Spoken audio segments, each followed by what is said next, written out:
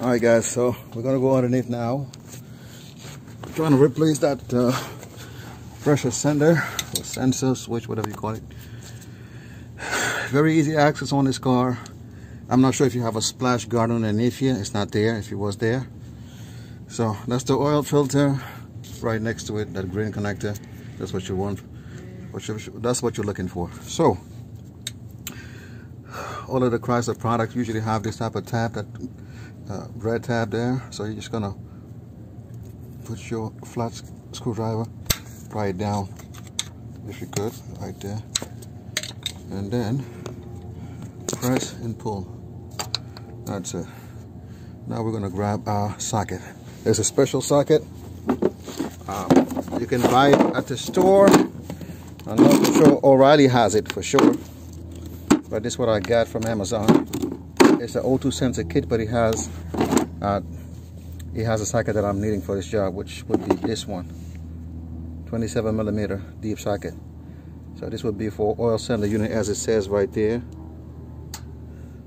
You focus. Anyway, so we're gonna put this socket, if you can see what I'm doing here. Let me put this one somewhere down there so we don't mess up my shot. If I could. That's a pesky little connector, doesn't want to go away. Alright, come on. Let me just cool. Alright, let's make sure you're in the shot. That's what we're doing here. Alright, so put one all the way in there. All the way. Alright, now we're where we need to be. We get our ratchet.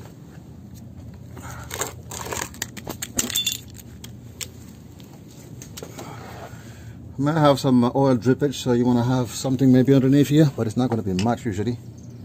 So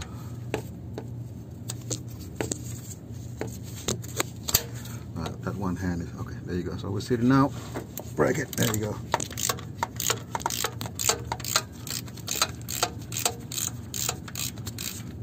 Nothing to it, so I'm gonna take it out by hand. Should be able to now.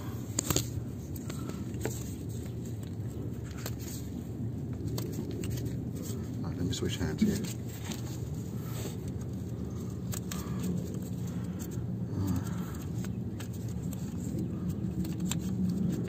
Yeah, you might have some oil leak. Just slightly. There you go. Oops. A little more than I anticipated, but it's all good. Contain the damage. Alright. Okay, doke. So that's the new one. Part number BS278. Get that baby out. It comes with some thread sealant. So we'll put it on there.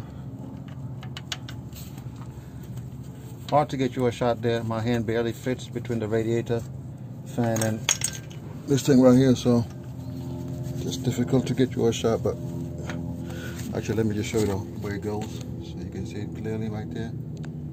That's where it would go. So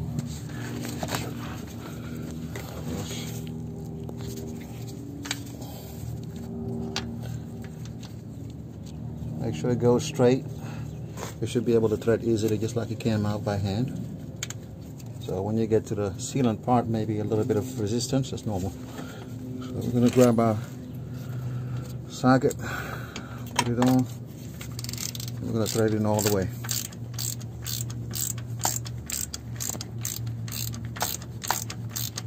Until we get tight, then we put just a quarter turn more. I don't have the specs. I just know when to stop.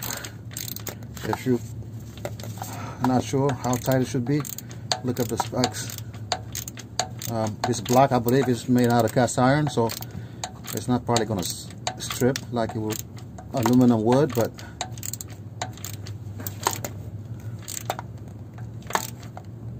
looks like I'm getting to the bottom. You tell me what it looks like up there. It's almost making contact.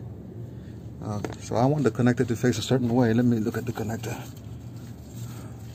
I want it to face the way it was, which is I gotta turn it one more turn. I need one more turn.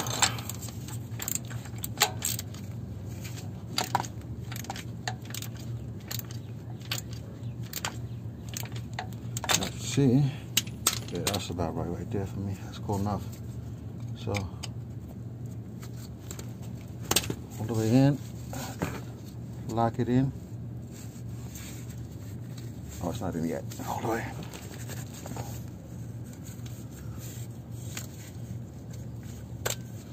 Alright, let me see what I'm missing here.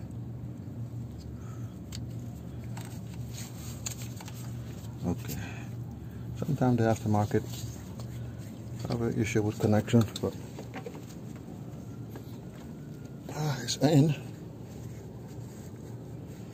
Just not making the connection properly. Let me set you down and see what I can do. Alright, so there you have it. As you saw, we bottomed out. Alright, got it out. Checking for leaks now. I think we're good.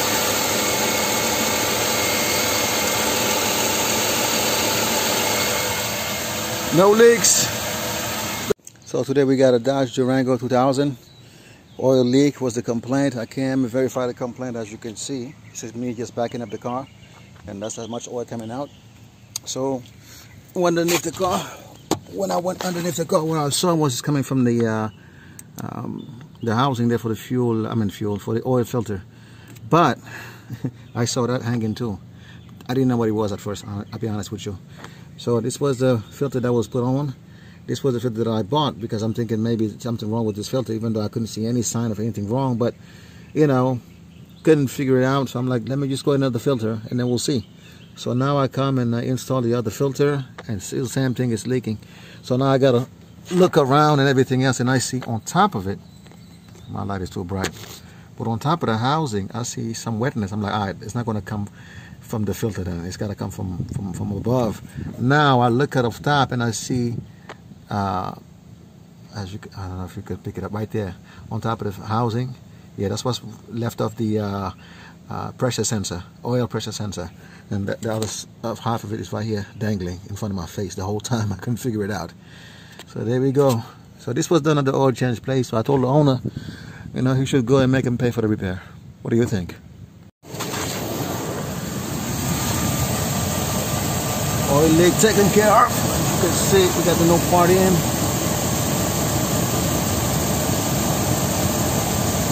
No more leaks.